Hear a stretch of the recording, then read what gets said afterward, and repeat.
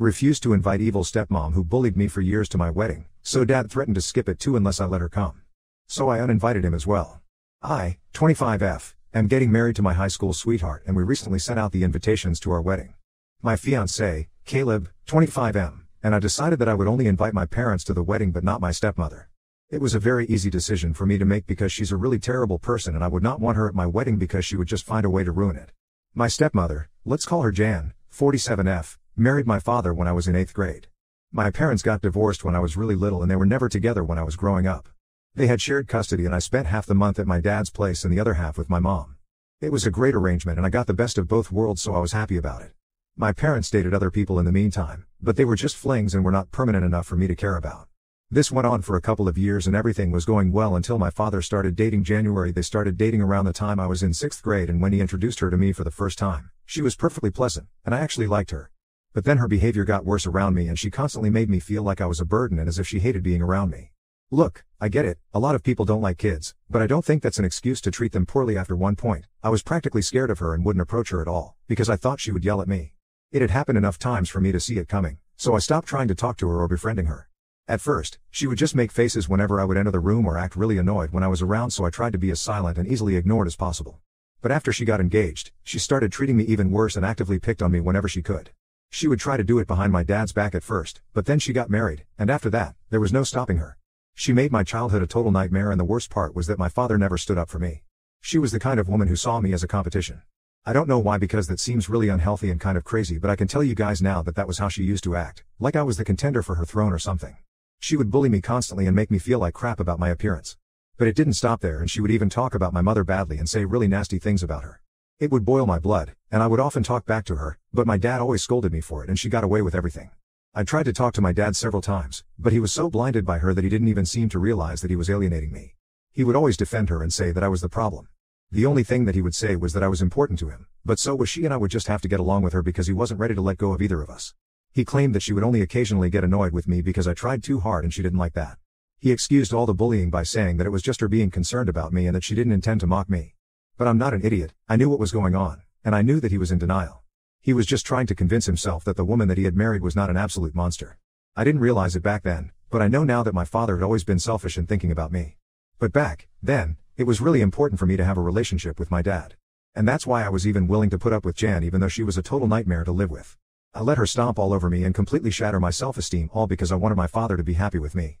I honestly wanted nothing more than to go back to having a normal family with both my parents loving me equally, and I stayed with my dad without complaint because I hoped that things would fix themselves eventually.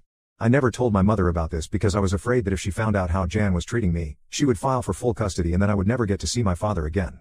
After a while, I even stopped complaining about Jan's behavior to my dad, because I was paranoid that he might give up his rights, I would end up in the same place, and I would never be able to see him again. I was also afraid that Jan might make him give up custody, but that one was out of my control, so the best I could do was just not bother her and constantly walk on eggshells around her. I guess it's safe to say that my childhood was not easy and growing up in my father's house was extremely difficult, but I got through it somehow and I still maintain a relationship with my father even after I left his home. Call me a fool, but I was really attached to both my parents and I couldn't imagine a life without them. I was willing to put up with whatever it took, and so Jan got away with everything. She bullied me throughout high school, and my mental health really took a hit. I turned into this weird, silent, introverted kid that I never was before Jan took over the household. But I tried my best to put on a brave face, and the only thing that got me through it was the fact that in a few years, I would be going away to college, and then she wouldn't be able to ruin my life anymore.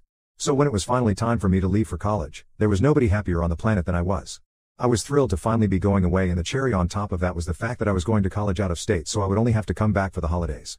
I could just choose to spend the major holidays with my mom while still maintaining a relationship with my father and doing my best not to offend him so he doesn't cut me off. It was a crazy balancing act, but I got through it somehow, and that went on for a couple of years. Even after I graduated from college and got a job, I was trying my best to maintain a relationship with my father while still putting up with Jan, who only seemed to be getting worse with age. She was vicious, most of the time, and would actively try to get me worked up, but I wouldn't let her succeed, and that only made her worse. One day, I was visiting my father for lunch and she started picking on me again, so I completely lost it and we got into a very nasty fight. That was probably 3 years ago, and after that, my dad would only invite me home when Jan was not there. I think by that time he had finally realized that Jan was always horrible to me and that was never going to change. But he also probably wanted to have a relationship with me because I was his only child. So we started meeting in person, either at restaurants or when he knew for a fact that Jan wasn't going to be at home. It was kind of strange, but also a huge relief now that I didn't have to deal with her constantly being around us and trying to make everything about herself and her weird issues with me. Not to mention the fact that the issues that she had with me were completely made up and arbitrary.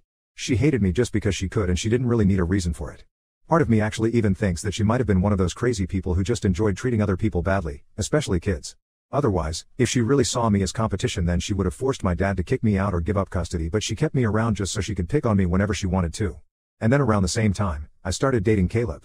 After dating for a few months, I decided that it was finally time for my parents to meet him, so I introduced him to them at my birthday dinner in my apartment and everybody seemed to get along.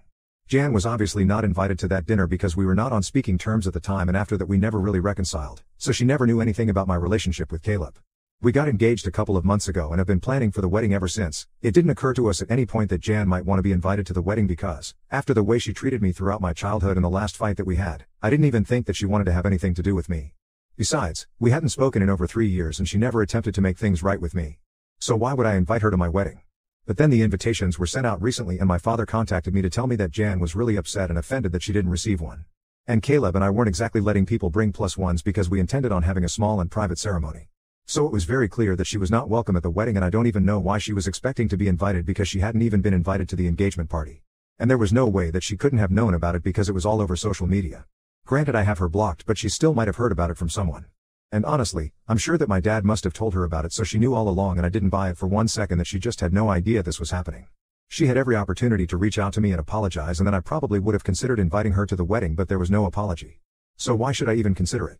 It just doesn't even make sense. But my father, for some reason, believes that I should invite her because she is my stepmom after all. I honestly think that it's a ridiculous idea, and I told him as such, but he is pretty bent on it and we have been arguing about it for days. I really don't think Jan deserves to be invited to my wedding because that would mean that I consider her family, and I really do not. We had been talking about this for quite some days, and yesterday my father told me that if I didn't invite Jan to the wedding then he wouldn't be attending either because it was quite insulting that his wife wouldn't be invited to such an important family event. I was shocked that he would even say something like this because so far, he had never tried to make things right between me and Jan after the fight. I could understand that Jan was probably doing this because she wanted to create drama before the wedding and she's just an attention seeker, so she was probably enjoying this, but I couldn't imagine why my father was indulging her. He could simply just tell her that after terrorizing me my entire childhood, she had no right to expect to be invited to my wedding. But instead of standing up to her, he was once again making it seem like I was the problem here and trying to get me to change my mind about who I was invited to my wedding. Something he had absolutely no say in, mind you. I had actually started to believe that after the fight, my father was finally coming back to his senses and wasn't going to take me for granted again. But after what he said last night, I realized that it was never going to happen and he was always going to put Jan over me. So I told him that it was probably for the better if he didn't attend the wedding and that I would be rescinding my invitation since I now believe that neither he nor Jan deserved to be present at such an important event. I told him that he was just as bad, if not worse, than Jan because she had been the one who bullied me throughout my childhood and teenage years. But he was the one who allowed her to do it and get away with it with no consequences just because he was too much of a coward to stand up to his wife and defend his own daughter. He had never taken a stand for me and it was foolish of me to expect that he would do it at this point, so I told him that I would rather he not attend the wedding at all or even try to contact me in the future, because I was done dealing with this. Then I hung up and told Caleb about